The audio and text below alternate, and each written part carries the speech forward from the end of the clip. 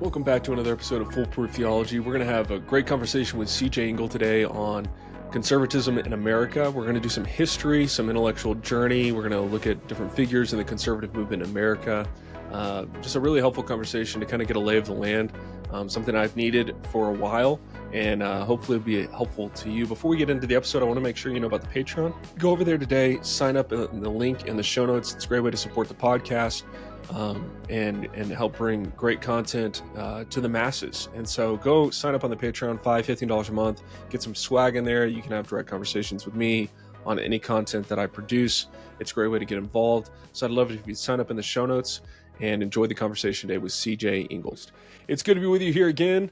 We are back after taking a couple weeks off, 4th of July. I was coming back from a brief sabbatical.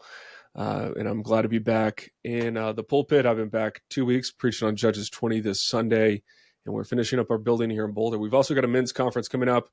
I don't know when this podcast is going to air, but it's going to be a great time. Colin Redimer out at St. Mary's is coming out, and it's called Burn the Ships. So that gives you a little bit of an indication as to what we're going to be talking about. But today on the show, we've got CJ Engel. CJ Engel is the host of Chronicles Magazine, also co-host of Contramundum podcast with Andrew Isker, and he's a business owner. CJ, thanks for coming on the show today. Glad to be here, Chase. Thanks for having me. So I wanted to invite you on because there was a tweet a few weeks ago in June, and this is something I've been thinking about for a while, where you talked about how neoconservatives aren't failures. They completely succeeded in their actual agenda. They never wanted to conserve anything, and they have Trotskyite roots. And this really just you'll have to pardon my ignorance and my naivete, but like I knew that neocons were bad, but I wanted to hear more about this. And then you said that this is like your specialty, you're like hobby horse, you're really interested in this stuff. And just to give you a little bit of background into me, so I grew up very conservative. I was, like in high school, I was like campaigning for like a Republican, like Jeff Sessions. Like it was actually part of our political science class, not to campaign for him, but just to go out and do that kind of stuff. I got disillusioned in college, even though I went to a really conservative, typically conservative college, and just started flirting with a lot of different ideas. And I was kind of jaded on conservatism after I went to insult Bush speak, when I was in high school, and I like shook his hand and I was like, oh man, that's awesome. And now I'm like totally disillusioned with all that still.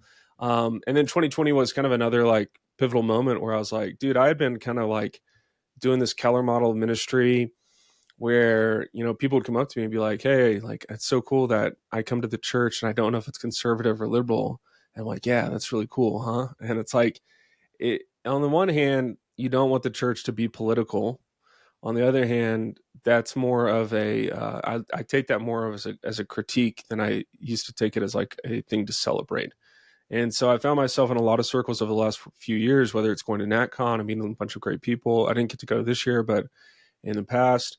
And a lot of people are talking like stuff like Straussianism and all this stuff. And I'm like, this is not my stuff. Like I went to seminary, I'm a pastor, I care about it and I'm interested in it, but like, I just don't know what's happening. But neoconservatives particularly, that's a fascinating topic. And so basically let's start with, why would you say that you got into conservative, like saying the conservative movement is your specialty? What kind of like brought you into that?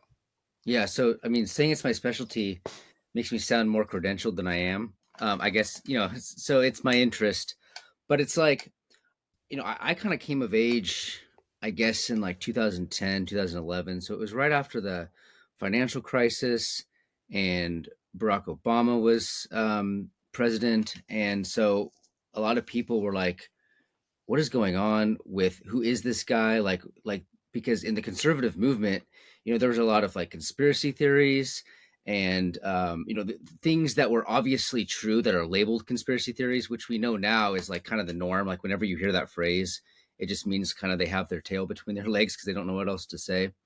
But I came of age during that time, and it was sort of this era where obviously things like the Constitution and democracy and rights and all these things were not what we grew up with in the 90s. Like what we were told about the American project, the American political order, all those things were just so obviously far removed from where we were in 2010, 2011. So I think a lot of people today are much more politically interested than they were maybe in the 90s, because before the politicization of everything, you could afford to just have like a private simple life, right? And now everything's always political. You can't go to the grocery store without being inundated with political messaging.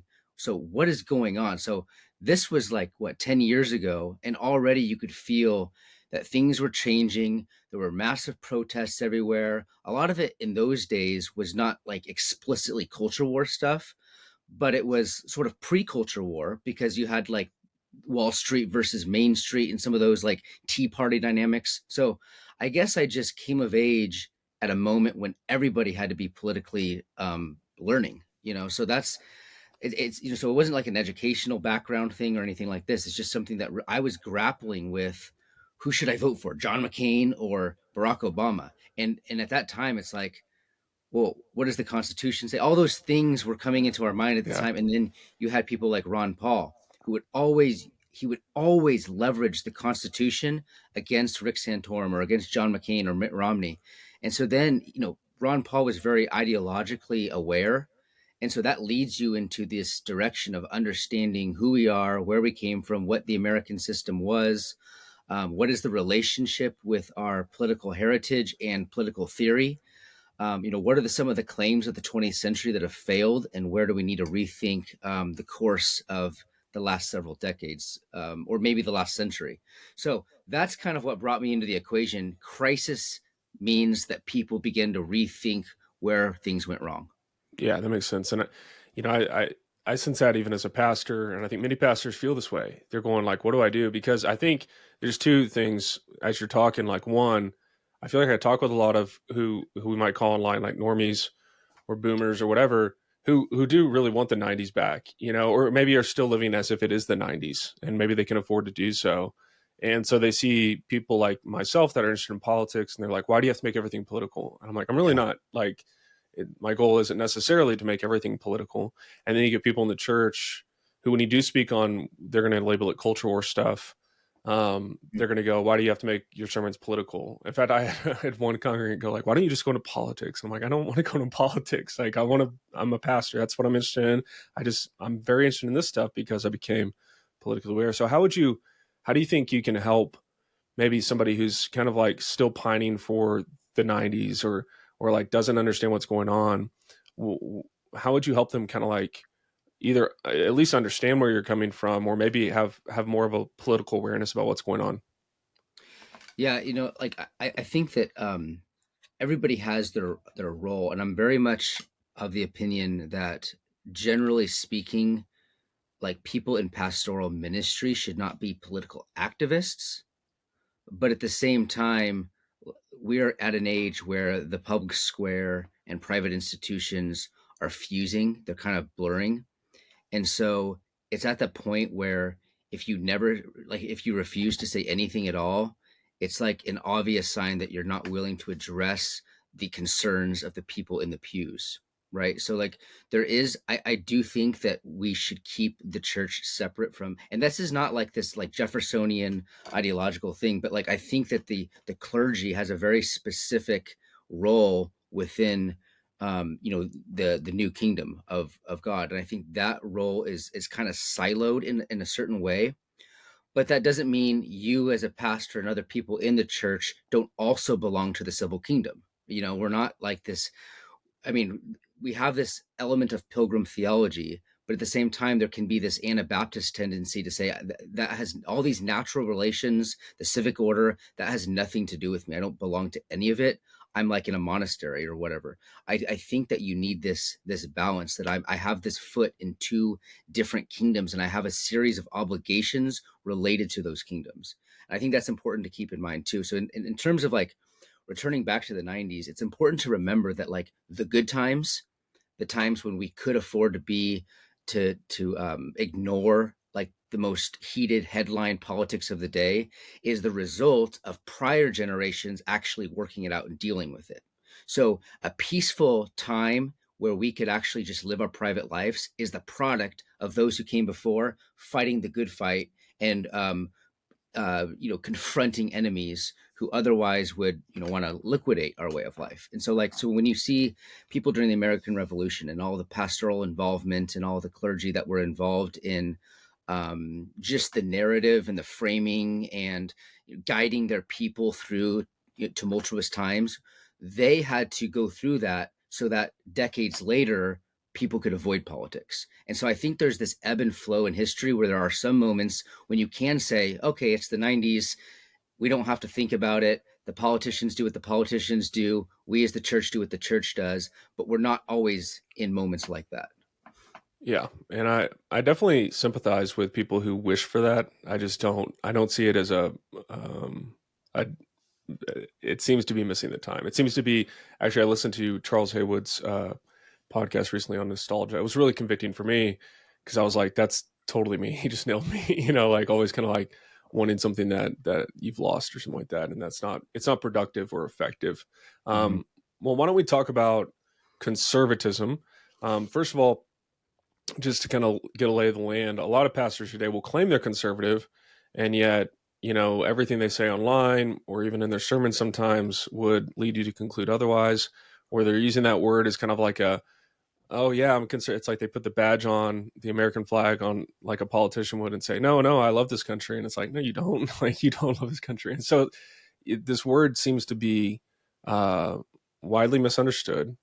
It seems to be politicized in a sense that, like, if you say that word, people are going to assume all sorts of stuff. I always compare it to like if you say you're a Baptist in Colorado, people think you're like, Westboro Baptist or crazy or something like that. And so help me understand where did the conservative movement, I guess, come from? Let's do a little bit of cursory stuff. Yeah.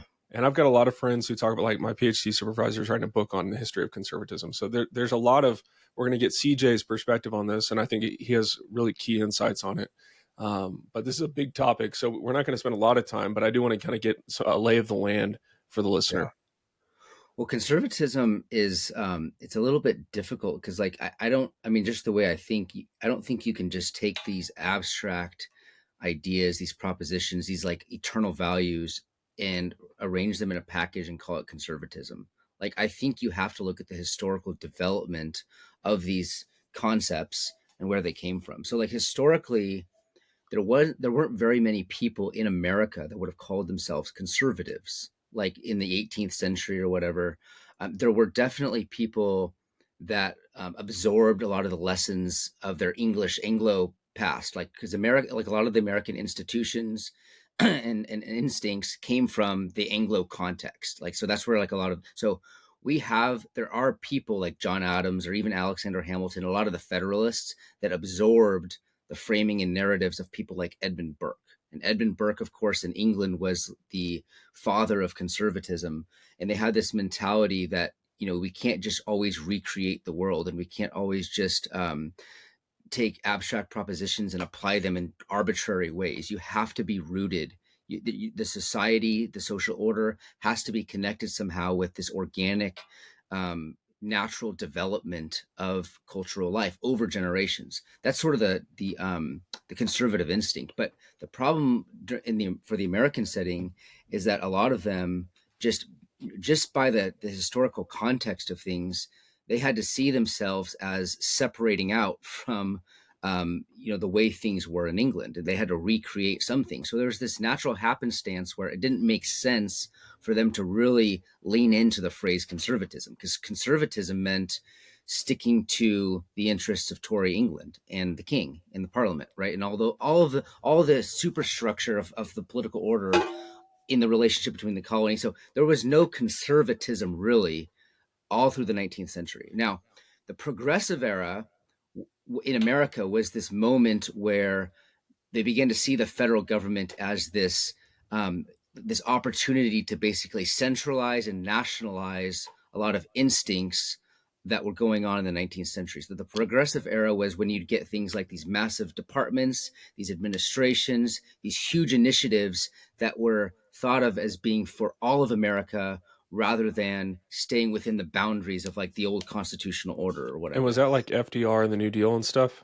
It was before that. It would be like Woodrow Wilson, especially, but like Teddy Roosevelt, even people like that. Like Teddy Really? Roosevelt today would be called like this right wing, like, he'd be Right. like a right wing fascist or whatever. Yeah. But in their context, they were innovators. They were the ones that were trying to get away from the constitutional restraints, and they were inspired by developments in Europe and all that stuff. But they were the progressives. So back then, there was like the anti-progressives, Okay. and they were the ones that were saying, no, we need to stick to the old constitutional order. But back then, that would be more, they would describe themselves more as like classical liberals, right? Okay. Because they wanted to stick within the framing of like rights, individual rights, property rights, the constitutional order. So there was still no conservatism in America, Mm-hmm.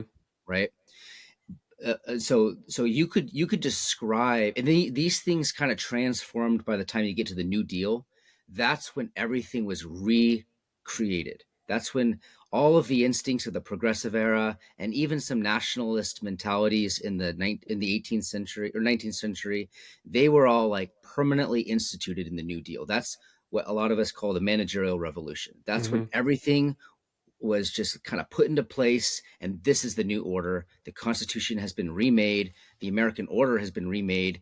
Everything is at the behest of the federal government. It's all centered in Washington. States' rights are really on the back burner, if at all. They're rarely used anymore. That was kind of the managerial revolution. So at that time, you had this anti-New Deal reaction. They still didn't call themselves conservatives, but I think you could fairly call these people the old right.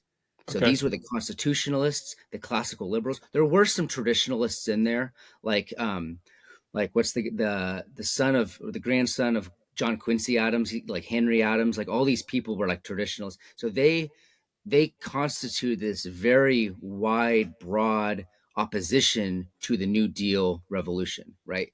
This would be accurately described as an old right because it was an opposition to progressivism. They still Gotcha. didn't consider themselves conservatives, but they were constitutionalists. A lot of them saw like the World War II. They saw that as like a progressive agenda to basically nationalize industry. They the progressives wanted to give themselves more power over the U.S. economy, U.S. culture. There was a lot of propaganda in those days, like all the things that we see nostalgically, like the 1950s, all that artwork and propaganda and stuff. It like appeals to us, and I think that's good. That's healthy. It kind of ties us to each other with this shared experience. But all of that came out of this push for a new American order, not these, not there's not this Virginian political order versus like the Midwest. Everything's American now. Everything's nationalized. We Right. belong to this greater thing.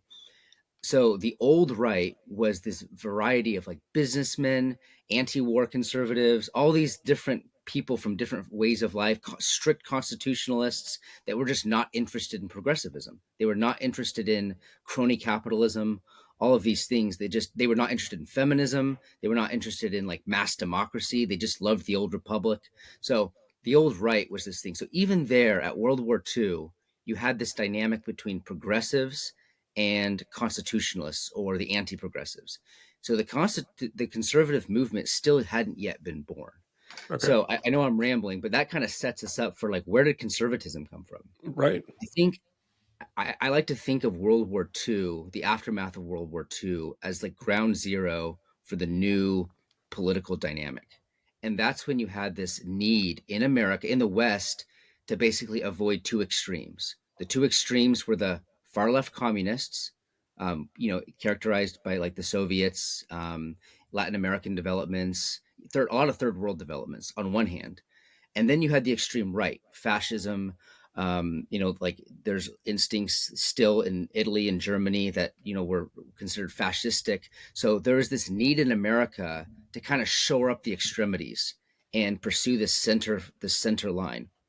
And part of what happened is they needed to take more extreme views on the right and kind of purge them from polite society.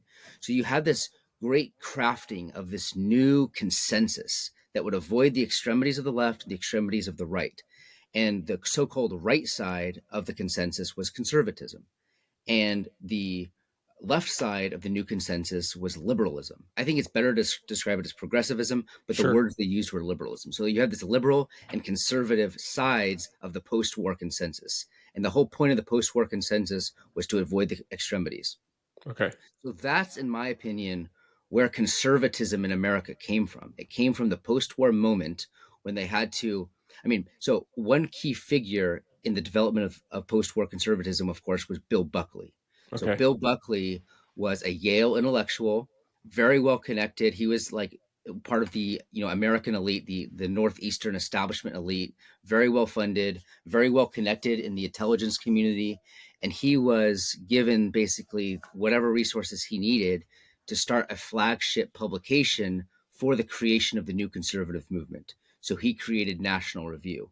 And part of Gotcha. National Review's job was to make sure those on the extreme right, so the extreme right became things like strict constitutionalists, the John Birch Society, and then as the conservative movement went forward into the 60s and 70s, those who needed to be purged continued to grow. Like, so then you had like old writers from the original National Review Board, like Joe Sobran, they were purged.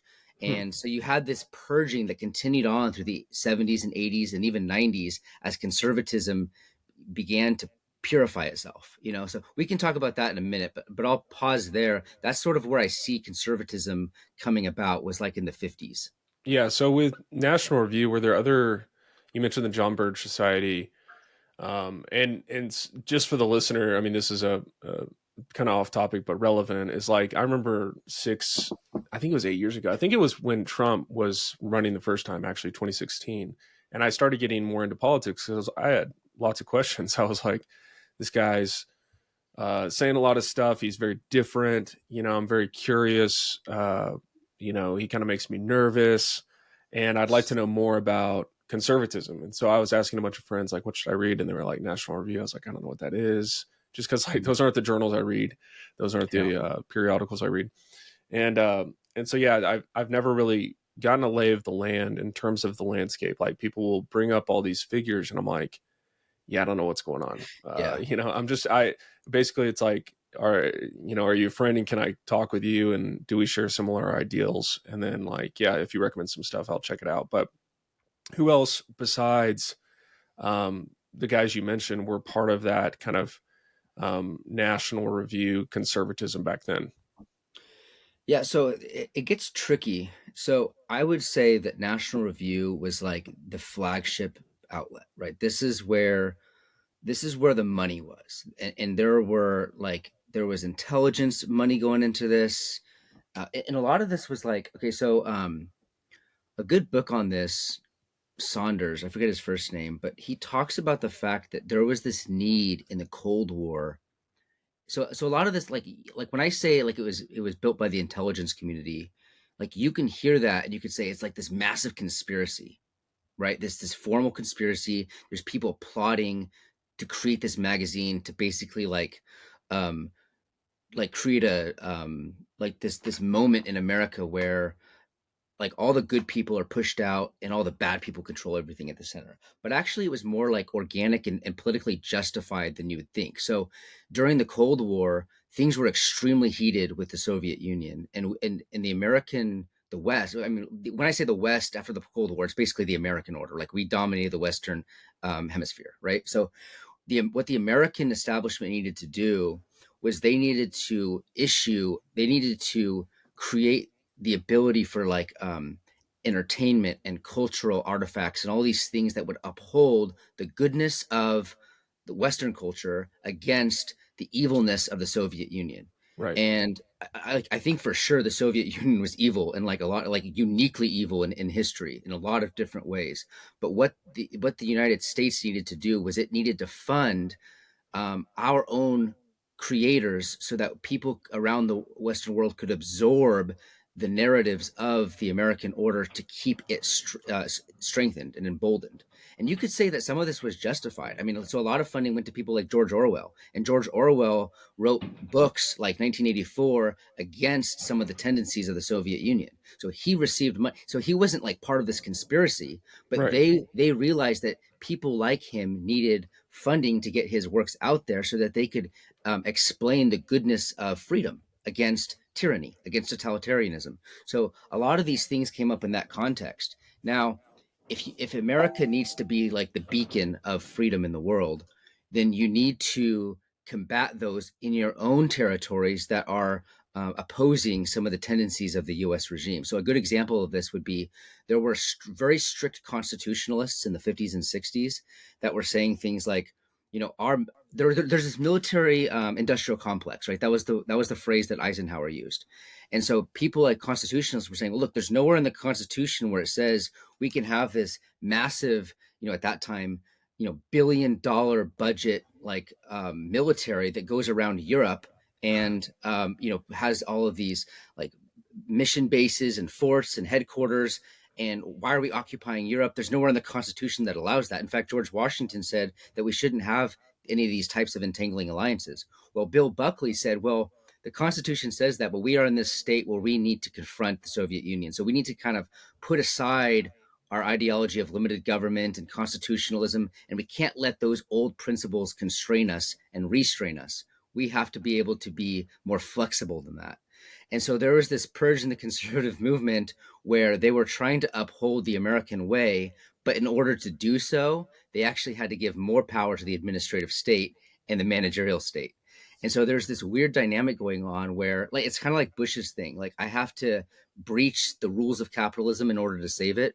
It was kind of the same thing going on with the conservative movement. So I would say the National Review is the flagship agenda setter for the Okay. conservative movement. There were other intellectuals at the time, like a great one would be Russell Kirk. He was a Okay. great writer. He's the one that rediscovered Edmund Burke and sort of this conservative tradition. So he had his own magazine, Modern Age. Okay. And Modern Age was much more of a traditionalist magazine, and it was sort of conservative incorporated adjacent. Like, so they were kind of friends, but they never got caught up into the neoconservatism that National Review eventually did. Okay. So I want to get to neoconservatism because that was the original kind of like jumping off point for the whole conversation. However, one thread I do want to pull, and I'm curious your perspective on, when I look at my parents were born early 60s. My granddad on one side was born in like 1917, and my granddad on the other side was born in the 1930s. Um, but I look back on a lot of the decisions that were made in the 60s and 70s from the Supreme Court and regarding the sexual revolution and all this kind of stuff. And yet there's this underpinning of there's still kind of an American culture. There's still kind of like some ideals that we espouse to, and yet there seems to be this revolution going on. What were these people doing? Were these people were guys like Russell Kirk or the guys at National Review? Were they speaking out against these rulings that really fundamentally shaped American culture, particularly with the sexual revolution? Do you have any insight into that? Yeah, so I think one of the characteristics of National Review, and so I call this the flagship um, outlet of Conservative Inc. Right? So this is movement conservatism. This is conservatism not as a social instinct, but more of as like a political agenda. So this is the shift of conservatism from something that's like we're rooted to our own what our own ancestors did to this like ideology. That was like the moment that National Review, came to be. Modern Age didn't really fall into that trap very much. So let me. There was a reason I started with that. So can you like reemphasize your question because I had a Yeah, connection there. it was basically like, what were the conservatives doing when all the bad legislation and Supreme Court Oh, rulings in the okay. 60s and 70s was going on? Because like I look back and it's like, were my parents just asleep or my grandparents just asleep? Like how did all this stuff happen on their watch? Yeah. Because a lot of conservatives today or young people today are like, what was going on and how did this all happen? So what were conservatives doing back then? Yeah, the first thing I would say is like one of the key components of like Bill Buckleyism is stop trying to reverse the New Deal, right? So like the right wing, so called in the 40s and 50s, their whole thing was we have to reverse what FDR did. Like that was the meaning of the old right was reverse the New Deal, reverse the managerial revolution. Bill Buckleyism was it's a waste of time. We just have to use it. We just have to take it for granted. Okay. So part of the New Deal is like the females in the workplace, getting as many people out of this traditional like old school Christendom mindset and just kind of being a part of the modern age. Like that was so they already had this mentality. So by the time the 60s came along, so that's 10 years, this is 10 years later. So by the time the civil rights movement came along, they had this weird like parts. This is where there are a lot of splits and purges, right? Because some of them were like, well, this isn't really constitutional to redefine the relationship between the federal government and the states in this way is not constitutional. Like that's what the civil rights did. Like we have the rhetoric about how it banned racism and discrimination, all those things, but at the end of the day, what happened at a mechanism level was it gave more power to the federal government against the states. Like that's mechanically the results of it. And that's why like Christopher Caldwell's book Yep. on the age of Age of entitlement, entitlement. Yeah. like he's like, okay, so let's put aside all the racism and discrimination and like Jim Crow and all that. Let's put aside that for a moment. What happened mechanically to our administrative system? That's an interesting conversation. So I think that what they did is they said, look, we need to participate in these things in order to strengthen the American order. So you had Bill Buckley and stuff, and just began to be okay with it because they needed this unity in America to confront totalitarianism in the East. So I think I think my opinion is they sort of made a deal with the devil. They said, we can't be conflicted. We can't be fighting these trends in America with the progressives and the left. We need to create this united front in the Western world. And I think they made this deal with the devil. There's a lot of compromises done. And this is why like the strict constitutionalists, even the Southern Democrats, a lot of them, they were just completely pushed out of both parties. Like the Southern Democrats were technically more constitutionally conservative than the biggest establishment Republicans. Right. Just because they had this inherited states' rights mentality. Like you can say whatever you want about like the legacy of slavery and racial discrimination, but at a mechanic level, like at the relationship of the administrative state to local government and local people, the Southern Democrats were warning against that. And so I think we Mm. should take some of their warnings to heart because what happened in Conservative Incorporated is that they just absorbed these trends for the sake of maintaining power, thinking once we're in power, we can combat the progressives there. Yeah, and that's always been a critique I've since resonance with is like, what if conservatives ever conserved? It's like they're just liberals on slow speed, which I think gets us into neocons. So like when we talk about neocons or neoconservatism, when did that come about? Yeah, yeah. Okay, that's a good question too. So the point of all this is that by the time the neoconservatives really infiltrate the Republican Party, the point is that conservative incorporated was already sick. The right wing was already diseased by this new mentality of just go along with the flow of things. So they were susceptible to the neoconservatives. So I talked about the old right. That was the old constitutionalists, the anti-New Deal right. Then after the post-war, you had the new right, and that was the Bill Buckley right. So the Bill Buckley right is broader than the neocons. The neocons, the best way to describe the neocons is basically disillusioned leftists. The disillusioned leftists left the Democratic Party in the 1970s. Um, and they left the Democrat because there was a huge shakeup on the left. There were like internationalist communists and there were nationalist communists. The Okay. nationalist communists were those that were aligned with Stalin. The internationalists were those that were aligned with Trotsky. And the internationalist Marxists, they wanted this world revolution on behalf of Marxism. It wasn't for them, it wasn't about strengthening the communist system in the Soviet Union. For them, it was about making the whole world communistic. So they had Oh, this universalistic mentality. They wanted to transcend borders, transcend peoples with this mentality. A lot of them, as the Soviet Union began to falter and struggle in the 60s, they began to realize that Marxism actually was not something that could be stabilized. They couldn't do it in the Soviet Union, and they weren't going to be able to do it in the West. So a lot of those ex-Trotskyites basically became advocates of internationalist democracy. They still uh, had this universalist mentality. We yeah. have to transcend borders, because thinking about your people as a people and thinking about them as a nation with borders is fascist. Like they still use those words. It was outdated. We could make the world a better place, but not with Marxism, but with democracy and human rights. So the neocons was this very small group of power brokers. They were strategically brilliant. There's only a few of them, like Bill Kristol's dad, Irving Kristol, Norman Podhoretz. They had this outlet called Commentary.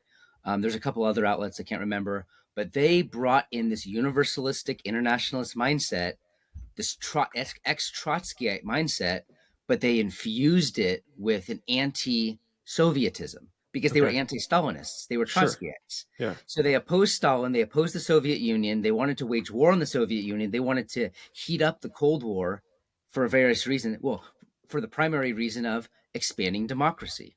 So the neoconservatives thought of themselves not as pushing internationalist Marxism, but internationalist democracy.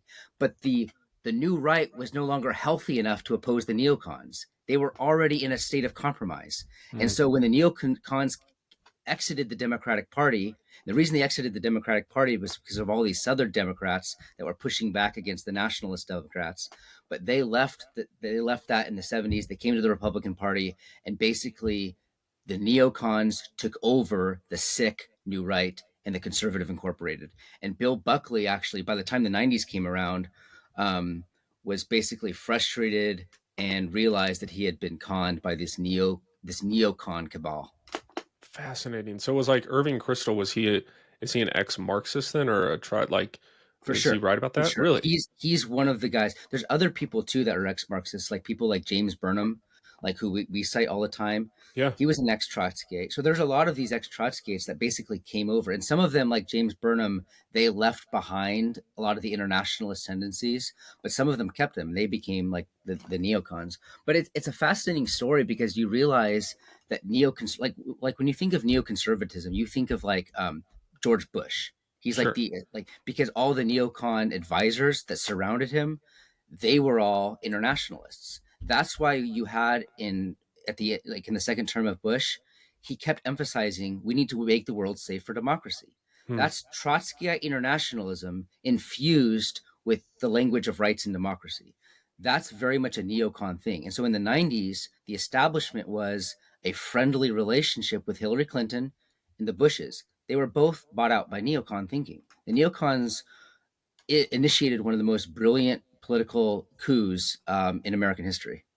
Wow. So what can we learn from? I mean, like, uh, first of all, let's because I want to get into like what can we learn from them Yeah, yeah, strategically or whatever. But I also want to like I want to make sure the listener knows like you mentioned Bush, which makes me sad just from a experiential level. You know, growing up in Texas and hmm like yeah. but I've had to I've already come to terms with that. But the one in my mind, because she was in Wyoming, is like Liz Cheney. She would be a classic example of a neocon, right? Or no? Yes. Okay. So, well, first of all, I should say that George Bush himself was no ideologue. Like he Yeah. wasn't like you don't look at Bush and be like, wow, he's an intelligent guy. Like he's an academic. No, he was basically influenced by his advisors. In fact, his whole pedigree is very much like the same as his dad's, which is not neocon, but sort of post-war establishment liberal kind of thing. Like they came from a different line. It's just that all of his advisors and people adjacent to him were neocon people. Gotcha. Okay. Liz That makes Cheney's the same thing. Again, I always say that the neocons are actually a very small group of people. They just are very influential to who they need to represent their ideology. So like huh. people like Liz Cheney, John McCain, they're all in like even like John Bolton, they're all influenced by neoconservative ideology. So you can call them like neoconservative, like downstream from neoconservatism, but neoconservatives are actually like a cabal of intellectuals. They're like theorists about like how the America what does the world need from America? What does America need to do on the world scene? And then they influence policy. And it they had this like project for the new American century. They took over all the think tanks. They're the ones that staff the White House and the executive circles and the administrative state. So they were very influential. But so all these people that we call neocons today are really just people that haven't had any original thoughts of their own. They just echo what they've absorbed from the neocons. Okay. So who are some of these thinkers then? Because like the way you're describing it sounds like this. What is conquest laws like a secret cabal of your Yeah, enemies. So like who would be some of these people? yeah. Like I mean, Irving Kristol and then Okay. Bill Kristol, Okay. right? Richard Pearl. Um, you got me on the spot here. I have to go back and think about it. But No, you're fine. It's early. like Norman Podhoretz, like all the guys, like the people, like the intellectuals at Commentary would be a really key magazine for them. Commentary magazine. They also swarmed like the American Enterprise Institute. Um, a lot of them got into the Heritage Foundation, but the Heritage Foundation is doing better in the last couple of years. Yeah. They've done some good decisions, but a lot of those, like if you think of like people like Ted Cruz, like I don't call them neocons formally. Okay. They're just people that absorbed, like especially after like 9/11, like the neocons got their way with all the narratives. There was this phrase, um, like we're all neocons now. Like we didn't even realize what happened, but we just adopted this. We have to make the world safe for democracy. We have to, like, there's something going on in Iraq. The women are like enslaved. They don't have women's rights. We need to go liberate them. Like Yeah. we just had this mentality of like liberation, emancipation, spreading our values. The Western world not only needs to be a beacon of light, but it needs to get into all these other places and set them free from their old traditionalist customs, and Yeah. stuff like that. So that mentality was sort of absorbed. So we've all absorbed the neocon ethos, by that time. So all these politicians, but nowadays there's like Ted Cruz and stuff. They're actually starting to. They don't even know what's going on, but they're starting to realize it's actually not okay. And George Bush did not do great things, and maybe Donald Trump. Um, is not this constitutionalist stalwart, but maybe he's this natural reaction to the failures of neoconservatism, And so that's when we can talk about Donald Trump, and that's when we can talk about like what do we do now? Because I don't think any of us who are voting for like Donald Trump or whatever, or have supported him in various ways. I've never voted for him, by the way, but who have supported him in various ways. We don't see him as this like constitutional conservative. Right. He's like a New York real estate mogul, probably the most liberal president in American history, except for maybe Barack Obama, who is to the right of him on marriage. Like, that's not Donald Trump is not like a right wing guy. It's Right. just that he is a avatar of our frustration with neoconservatism. That's Mm, what he is. that's a great way to put it. Okay. So then the question we're going to ask is, what could you learn from the neocons? Like how, Yeah, um, and I do agree with you. I think the propaganda, whether you want to call it that or whatever, the messaging at least. I mean, I was watching videos yesterday of these Democrats who are just opposing, voter ID laws. And I think back 8 years ago, I was still in that kind of like, I feel like it was a mind trap, like a psychosis, where it's like, oh, they make some good points, and it's like, no, like these people are crazy. Like they're making irrational arguments. They're using these phrases to trigger people, and now they've talked about, we've got to defend democracy from democracy and all this kind of stuff. And yeah, it's reached a pitch where I think a lot of people are going, what in the world are they doing? yeah. And so I think you're right. Donald Trump is kind of an avatar, but I do want to ask, like, okay, if the neocons are that effective, that seems like good, and I would be somebody who's not in favor of, this massive state. I kind of like when Vivek talks about gutting, all these departments. I'm like Yeah, that's awesome. Sounds great. So, yeah. what could either conservatives or just normal Americans learn from the neocons that was effective that they did? I think one of the things that the neocons did is they were able to. So one of the things that the progressives have done, one of the things that the left has done, is it has made its own would-be opposition fight on their own framework, fight on the left's framework. So like if we oppose drafting women for war, for instance, we can't say it's because of like natural law. We can't say it's because men should be defending their country and women should be raising children. We can't use those phrases. If we want to oppose women draft, we have to say it's because it's bad for women. We have Right. to operate everything that we do politically. We have to operate on their terms, Right. right? So if we're against immigration, it can't be because they're changing our culture. It has to be because it's not consistent with like the equality of the American people and like democracy. We can't talk it. We have to talk on their framework. So one Right. of the things I appreciate about you can learn from the neoconservatives is they were able to take the conservative movement and make the conservative movement operate on the neoconservative paradigm. Okay. And I think that's what we need to do. We need to reassert our paradigm, our narratives, our framework, and not apologize for it. Right. So we need to, like, so for instance, we're not allowed to push for states' rights. We're not allowed to say that Greg Abbott has the mandate as the governor of Texas to operate in the best interest of Texans to defend the border. Why can't we do that? Because states' rights 150 years ago were used for slavery. Right. Like, so we're not allowed to do that. But I think we should assert it anyways. No, Sh- like, you can scream all kinds of labels at me. I want the Texas governor to defend Texan people, right? So, yes. like, that's how we have to operate. We can't be afraid of CNN writing hit pieces on us. We know what we want.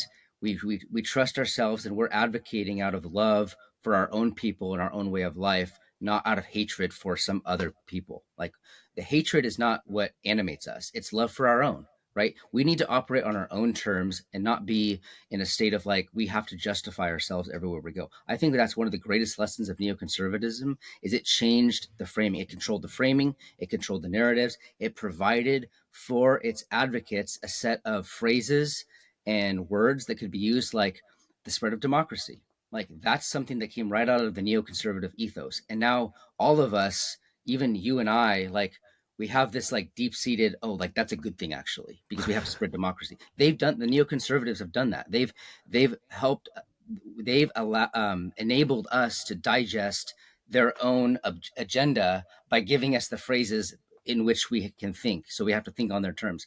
I think that's one of the things that the neoconservatives have. The other things that the neoconservatives have done is they thought of people within the government not as like debating partners, but as potential enemies that could get in the way of their agenda. I think that's another thing that we have to do is we have to say, look, at the end of the day, we live in a fallen world.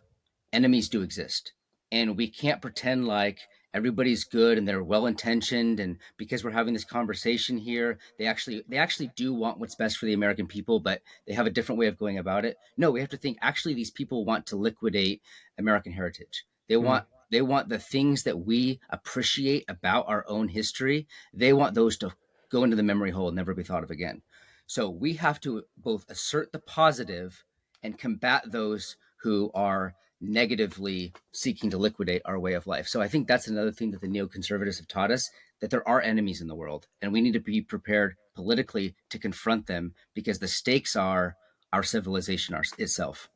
Yeah, and I agree with that. I think one of the I whether it's neocon or whether it's pastor or whether it's I can hear listeners just because I'm familiar with that is like their concern would be that kind of political rhetoric is one unchristian, which I've openly disagreed with. You can go back and listen to my episodes on winsomeness and other stuff where I don't think that's accurate biblical interpretation.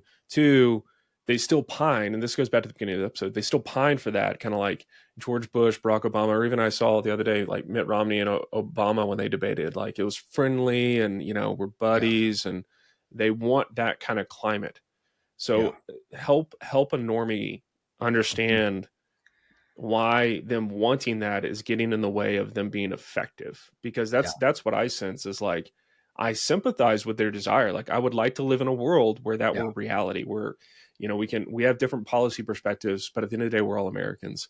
Help yeah, me understand why either that framing of the rhetoric is helpful, or why they're actually, you could perceive them to be enemies. yeah. So in the 1930s, the late 1930s, there was an essay written by a journalist named Garrett Garrett, and he talked about the fact that there were these new conservatives in America who were warning that the American constitutional order was sort of under threat in the 1930s and 40s, and they were saying if we don't stop it, we're gonna be taken over by communists. And his entire thing was, you're the revolution is behind you. It already happened. We were all celebrating our power in the world, but the New Deal came, it reestablished America, and it liquidated the constitutional system. I wish we could live in a state, he said, where we could confront a coming communist takeover. But it already happened. we Mm, have to adjust ourselves accordingly. mm, So I would say the same thing. I would love to live in a world where we could operate on this. We're all Americans at the end of the day. There was that sense of things after 9/11, like we have our disagreements, but we're Americans at the end of the day. I would love to live in that world again, but the revolution is behind us. Like, mm. so we always talk about the fact that someday America could be taken over or whatever. It could be changed permanently. But like, is there ever a point in time where we can say we actually lost that battle? And now we have to think about not preserving it, but regaining it. That's a whole different conversation. So my whole pitch, the pitch of the advocates of Heritage America and like old school traditional Republic America is that already happened to us. Mm. It came in the form of words that we like rights and democracy and emancipation and self-determination. It came in all of those phrases that we appreciate. A lot of times it had Christianized language around it to appeal to us so that we didn't see it coming, but the revolution already happened. And Mm. so that's the whole thing. We can't operate in this friendly, like Barack Obama, Mitt Romney world, because that was a artificial world that was created by those who triumphantly conquered constitutional America. So that's my answer. Is we have to do what it takes to confront our enemies and do sort of a reconquest of our own nation so that we can once again find that moment. But we can't operate as if it were that moment now before we've conquered it. Does that make sense? So that's what Yeah. I would say is we have to earn it back. And that needs to be our mentality right now, not pretending like it still exists, because pretending like it still exists actually digs the hole deeper. Yeah, totally. Yeah. It makes me sad for a lot of what you refer to as heritage Americans who I think just don't have the language to do this well, and they don't see a lot of leaders who represent their interest forthrightly, and so that means there's a lot of opportunity in my mind. Whether Yeah. it's people that I grew up with or just normal people, even in Colorado, like they need help understanding like what's going on and why it's going on. And I think you offer some really interesting ideas uh, Yeah. to propose that. I'll have to get you back on because I do want to talk about heritage Americans. I want to give you kind of a lot of airtime to dissect that idea. You've recently, I think that was an article published recently where you kind of advocated for this concept of heritage Americans. Is that right? Yeah, I mentioned it in a long essay for American Reformer. I wrote a tweet on it, and I'm actually going to give a talk in Texas. Well, by the time this airs, that it'll probably already be out. It's something. It's a concept that I didn't invent the phrase or anything. I think I heard it on Tucker Carlson a number of years ago, but I really like it because it encapsulates the fact that there is this distinction between the type of American that's being foisted on us and this American that we think of our parents as participating in. And like a lot of us grew up, like you and I, we grew up in like the 90s, like 80s and 90s, maybe. The things that we learned about America, it's not a bunch of propositions that describes Heritage America, but it's actually like sentiment. It's like you picture the artwork and the tall tales, the legends, Johnny Appleseed. Like Right. you have this mindset, like the old farms with the red barn and the American flag. Like, so I think when I think of Heritage American, I'm trying to put words around something that we've sort of absorbed, but our children are no longer able to absorb, Correct. Yeah. right? So like even think about like in the like Teddy Roosevelt's Rough Riders, like the artwork that goes, like they're on the, it's kind of like it's like like American romanticism with the painted, and they're basically a bunch of like Coloradoans and other like Westerners that are basically going to help a random war, right? Like they're just bunch of random guys led around by Teddy Roosevelt. Like Yeah. that's Heritage America. Heritage America is not something that I can say, here's a few sentences, and if you agree to these propositions, then you like Heritage America. No, Sure. Heritage American is like, it's an experience and it's a shared memory. I mean, I met you in person, but before I met you in person, like we could come together on that shared experience, the artwork, the music. Like if we heard music, American music, you and I would have a different reaction to like bluegrass or like these Appalachian music than someone from Germany or whatever, Totally. Yeah. because we have this shared experience. It's sort of in our souls. That's what I'm trying to get at when I say Heritage American. it's something that like is at the level of sentiment. It's pre-rational. So when I talk about heritage Americans, I'm trying to reanimate this fact that, oh wait, there was this thing, there was this culture that we were all part of, and look around you. Mhm. We're surrounded by international consumption. Yeah, We're surrounded by people that have no appreciation for Paul Bunyan. Like like that's stupid. Like why would you surround yourself by a tall tale? Because that's how culture is made. That's totally. what strengthens a people, is that shared mythos about who they are. Yep. So I think there are propositions. I think there are things that we can rationally discuss, but if we don't get down to the pre-rational, then we actually can't fully explain who we are. And so at I the end of agree. the day, like that's what I'm trying to drive at when I talk about heritage America. I'm trying to distinguish between America as this propositional nation where there's a bunch of like ideals and abstractions that anybody around the world can partake in. That's new America. Heritage America is not the propositions. It's the appeal that we have to the things that we absorbed culturally out of books and movies and the inherited stories about who we are. Like we hear stories about like even like someone like Booker T. Washington, like the story that he went through to his story up from slavery, Yeah. and he called upon his fellow blacks to basically fight for themselves and set their own, like that's all part of the mosaic. Yep. That's not a bunch of propositions. That's an experience that we can all partake in. That's heritage America. That's great. I want to hear more about it, and I'll be back on maybe next month or in the next few months to get you back on to talk more about it, because I think a lot of people hear all this and they immediately have propositional questions, Yeah. and I think that's fair. I mean, people do have questions. It's totally fair, but I kind of love that. I mean, it goes right in line with my theological anthropology kind of convictions, as far as how people are formed culturally and grow over time, and particularly for me as a pastor, how people grow in Christ likeness.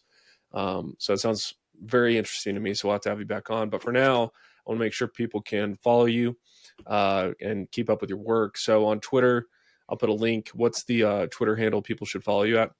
It's at Contra Mordor. Yeah. Contra Mordor. Contra Nice. Mordor. Yeah. And then is there a website or anywhere where you publish I normally? have my Substack. It's in my Twitter bio. I think if you just go to my name, cjengel.com, it should redirect to my Substack. I don't write a lot these days, just because I'm so busy with work and all that. But I do the Chronicles podcast, so you can look that up on YouTube. And of course, Contramundum. I love writing, and I hope I have more time as the winter comes and I'm not working as much. But yeah, follow me on Twitter. That's great. All right. Well, thanks for coming on, CJ. Yeah, appreciate it. I hope you enjoyed the episode today with CJ Engel. We had a great conversation on all things conservatism, Conservatism Inc., everything from George Bush back to the Cold War and beyond. So hopefully it was helpful for you. I'd love it if you go sign up in the show notes on the Patreon. That would help me keep bringing great content to you, as I always seek to do better. You can always ask questions, give me prompts, all that kind of stuff on the Patreon. So go sign up there on the show notes. And also, if you found this conversation interesting, maybe you're talking about these topics with your friends, with your family, go share it with a friend.